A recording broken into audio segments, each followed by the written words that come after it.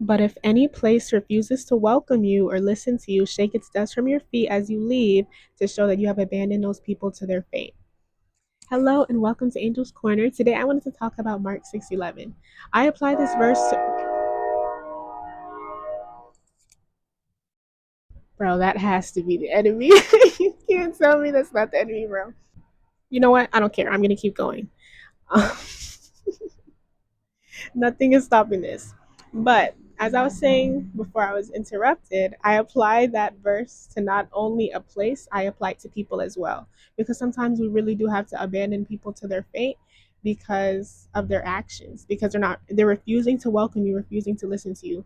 Being welcomed and listened to are things that Jesus wanted for his disciples, right? So if you look at the context of the verse, this is what Jesus was telling his disciples when it came to spreading the good news. He was telling them if a place refuses to listen to your words, refuses to welcome you into their home, then abandon them to their fate because they have chosen the life that they want to live, right? But sometimes that can apply, well, I apply it to us as humans. Well, the disciples were humans. I apply it to us as just normal, regular people. If a place refuses to welcome you or listen to you, if a person refuses to welcome you or listen to you, do as Jesus said, shake his dust from your feet to show that you have abandoned them to their fate. Sometimes we have to abandon people to their fate, which is really hard for us as humans because I feel like we get so hung up on this life, right? And we're told to not cling to past events. We're told that looking back on things is foolish, and it is foolish.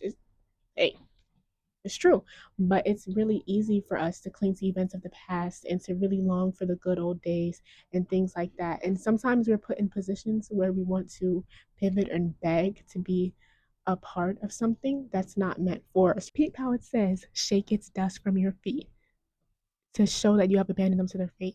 Don't pivot, don't bargain, don't beg. Why would you have to do that if it's something that's in God's will? Do you understand what I'm trying to say? If a place or person is in God's will or He wants you to be, you would not have to abandon it to their fate. You wouldn't have to beg. You wouldn't have to bargain to be there. You wouldn't be hurting while you're there if that place is really meant for you. So, that's also something that I feel like we as humans fall victim to, trying to prove our worth, trying to prove this, prove that, beg, bargain, all of that. But if a place is really for you, you won't have to beg to be there. You won't have to cry to be there. Why would you cry to be in a place where God wants you to be? Also, shake its dust from your feet to prove, to show that you have abandoned those people to their fate. You have to show with your actions that you have left this person, you have left this place to their fate. You can't be flip flopping. You have to show obedience to God. You have to show obedience to the season of life that you're in because life works in seasons. So if this season causes you to abandon a place or causes you to abandon a person, so be it. You can't hold on and you can't bargain. You have to shake its dust from your feet. Shake its dust from your feet. Sometimes you have to abandon a place or a thing to their own fate. And it's a hard thing to do because I feel like we hold on and we cling to life so hard. But, we're not supposed to cling to this life or this world. But we all do it. We all fall victim to it. We just have to learn. If a Notice how he said, shake its dust from your feet as you leave. He didn't say leave in anger. He didn't say beg and bargain. He didn't say any of that. He said shake its dust from your feet as you leave to show that you have abandoned them to their fate. Sometimes we have to show people that we are really done and that we have really abandoned them to their fate. Sometimes we have to show a place that we're done and that we are abandoning them to their fate. And that's really hard to do, because our hearts get so caught up on things and it's hard for us to be obedient to God. I feel like a part of refusing hello, a part of abandoning a place or a person to their fate is just being obedient to God because of course your heart wants to stay, but how can you obey God while following your human desires? You know what I'm trying to say? How can I listen to God while only obeying my flesh, by only obeying my heart, right? So sometimes we're called to do things that's really hard and we have to show obedience to God when we leave a person or a place because it can be really hard to leave. It can be really hard to leave peacefully and be done, to shake its dust from your feet as you leave.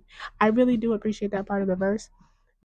Because maybe we feel comfortable in a place where we're not welcomed, where we're not listened. Maybe we feel comfortable with a person that does isn't welcoming us, that is not listening to us.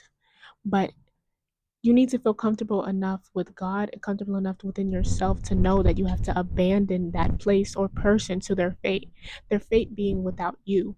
Because, as I said earlier, love is an action, right?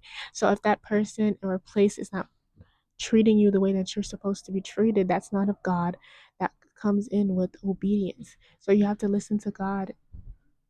You just have to listen to God. Like, I can end the sentence there. But no, seriously. Sometimes we get comfortable in the wrong place with the wrong person, but we have to have enough obedience and reverence for God to know that that's not what He wanted. He said multiple times how we're supposed to be treated, how we're supposed to treat others, how we're supposed to treat others the way that we want to be treated. And that really is a strong gold. That's literally considered our golden rule, right? So if somebody's treating you in a way that you know that they would not appreciate being treated in. If a place is treating you in a way that you know they're not supposed to and that they would not like if you did the same, then you know what that means. You got to have enough obedience, enough self control, enough fruits of the Spirit to the point where you are able to walk away, that you are able to abandon a person or place to their fate, and their fate being without you. As hard as it may be, because, hey, let's be honest here, it is hard, right? But it's necessary. And you're not doing it alone, you're doing it with God. Jesus told them this, and Jesus was with them. He's with us always. God is with us always. We're not doing this alone. The disciples weren't abandoning places alone. And this isn't just something that Jesus told them once. He told them in Mark, he told them in Matthew. I think he even told them in Luke. He told them this numerous times to really get it through their head that you have to abandon a place to its fate. You can try as much as you want, but if someone is not receiving you, if a place is not receiving you, if a place is not welcoming you, then what is the point of wasting your breath there? You think Jesus would want you to waste your breath with somebody who's not receiving you, who's not listening to you? That's crazy. And he literally told the disciples what to do. Shake its dust from your feet to show that you have abandoned them to their fate. Shake its dust from your feet, as in really be done. Forget the former things because better things are coming. Do not cling to the events of the past because better things are coming. Shake its dust from your feet. If you can't walk into a new room with muddy feet. So get that dust off your feet and walk into a new season of life. You can't you are you really willing to risk tracking up a new nice room because you can't clean your feet of the past, because you can't shake its dust, the dust of the past off your feet? That's crazy. And it's not something that God would want us to be doing. All right, I'm done clocking tea. I'm done yapping. But if you have any video requests or if you have any feedback, then I'm open, and I want to try something new on this channel because I honestly haven't posted on this account since I was like 14, 15, and a lot has changed. I think I was 14, and a lot has changed since then. So I wanted to bring you guys along on this new journey, and I have a lot to say. I always did. That's why I have a YouTube channel. So yeah, if you guys have any requests or feedback or anything, then I'm open to hear it. And have a blessed day. I hope this received well within somebody. I hope somebody got what I was trying to say, because sometimes I'm scared I don't make any sense. So I hope this made sense. Have a blessed day. Thank you for watching.